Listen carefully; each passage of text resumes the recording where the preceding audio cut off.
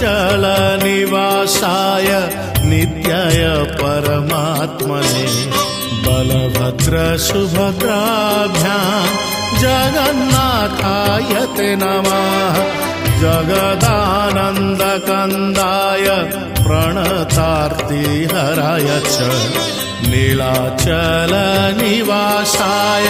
जगन्नाथाय ते नमः।